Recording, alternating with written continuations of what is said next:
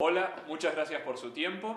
Me llamo Pablo, soy de Argentina, estoy trabajando como investigador en una universidad en Boston y con apoyo del Centro del Clima, que está basado en Holanda, estoy trabajando en países del mundo en desarrollo, incluyendo África y América Latina. El propósito de esta presentación en formato de video es asistir a las distintas sociedades nacionales de la Cruz Roja a comprender la cuestión del cambio climático, de un clima cambiante que está planteando desafíos y oportunidades a todos los que trabajamos en cuestiones de desastres y temas humanitarios. Durante la próxima media hora o menos vamos a discutir muy brevemente cuál es el problema del clima, qué está sucediendo, qué sabemos, cuáles son las opciones frente a esta problemática y en particular respecto a la Cruz Roja, qué va a pasar y qué podemos hacer al respecto. Entonces, empezamos con un poco de evidencia. Glaciar Yanamarey en Perú, podemos ver que el glaciar llega hasta el borde del lago, una pared vertical muy nítida, muy firme, pedazos de hielo flotando en el lago. Este glaciar avanza y normalmente va perdiendo masa y además se va nutriendo de las nevadas, de la precipitación en la alta montaña. Unos años después, 10 años después, el cambio es notable. Ya no llega hasta el borde del lago, ya no hay una pared vertical y ha perdido mucha masa. Unos años después, menos de 20 años de diferencia, y esto era apenas merece llamarse glaciar, es un parche de hielo. Si contrastamos con lo que era antes, vemos que el cambio fue fenomenal en 20 años. Y es importante notar que esto no puede suceder con un par de veranos cálidos. Esto requiere de un proceso continuo de modificación que se da por dos fenómenos. Por una parte es que el hielo se va derritiendo más rápido que lo normal, hay pérdida de masa, y además hay cambios en la precipitación que nutre al glaciar, con lo cual al recibir menos materia se reduce en tamaño. Es importante notar que, más allá de lo vistoso de este cambio, esto tiene consecuencias muy profundas a nivel de gente, de personas.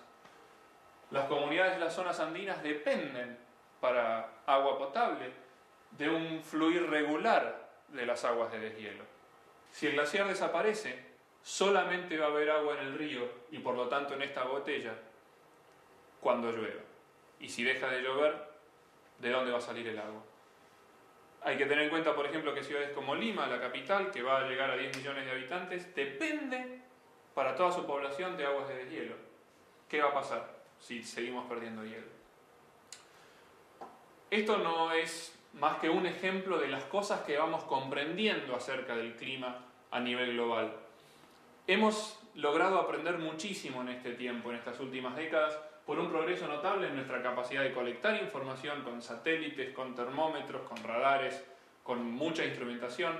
Esa información la podemos almacenar en formato digital, procesarla con modelos matemáticos, científicos, que capturan todas estas cuestiones que ya comprendemos de transferencia de masa, de calor. Y esto nos permite diseminar además información, toda esta nueva capacidad. Con internet, con radio, con telefonía celular, podemos aprender, colectar, procesar, anticipar qué cosa esperar en función de lo que vamos entendiendo y diseminar esa información.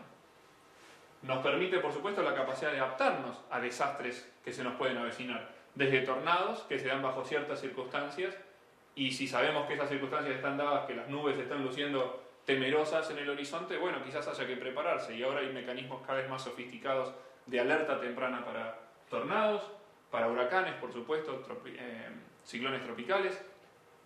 Los satélites nos permiten ver en qué dirección van y eso nos permite anticipar la necesidad de salir, de refugiarse.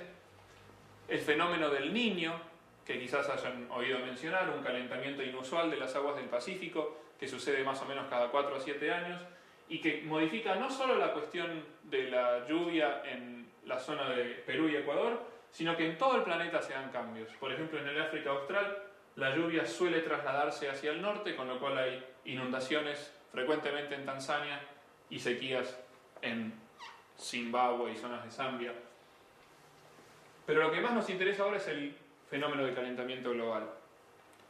El cambio climático es algo que nos preocupa mucho y que por eso estamos compartiendo con ustedes. Una cuestión de humor gráfico que creo que ilustra el problema. Del lado izquierdo vemos satélites, antenas, radares, y el texto dice: tecnología usada para comunicar horríficas imágenes en vivo del tsunami dentro de nuestros hogares. El lado derecho, que está vacío, dice: tecnología utilizada para detectar el tsunami. Lo que esto implica es que necesitamos más tecnología para detectar. Pero recordemos que cuando sucedió el tsunami, primero la gigantesca ola impactó en el lado de Indonesia, mató mucha gente, vimos eso en vivo, sabíamos que la misma ola iba a llegar a Sri Lanka y a India en 2-3 horas, pero sin embargo esa información no se comunicó y no se utilizó apropiadamente. Cuando llegó el tsunami, mató más de 10.000 personas. Tenemos que aprender, tener presente que la detección no es suficiente para prevenir estos desastres.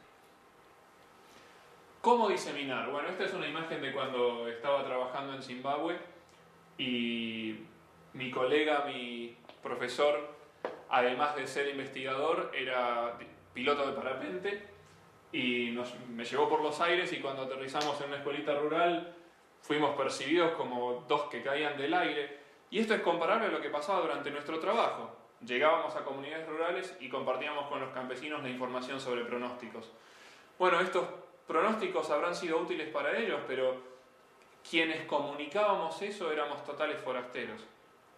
Para estas comunidades es importante recibir la información de parte de instituciones, de personas que ya son de confianza. Por eso es muy importante el acceso que tiene la Cruz Roja, la confianza que ya tiene la Cruz Roja entre comunidades marginales. Por eso es un honor para nosotros, gente de la ciencia, estar colaborando con ustedes para lograr que esa información llegue mejor, más confiable, más entendible a la gente que está en riesgo. Cuestiones básicas del cambio climático. Quizás hayan oído hablar del efecto invernadero. Es algo deseable. Tenemos la atmósfera que provee una capa de protección a nuestro planeta. Esta capa deja pasar la luz del sol, calienta nuestro planeta, calienta las aguas, las playas de estacionamiento, los vehículos. Ese calor luego se quiere ir irradiado y una parte es retenida por la atmósfera. Una parte se va y otra parte se queda con nosotros. Menos mal, porque de lo contrario sería tan frío como en la Luna.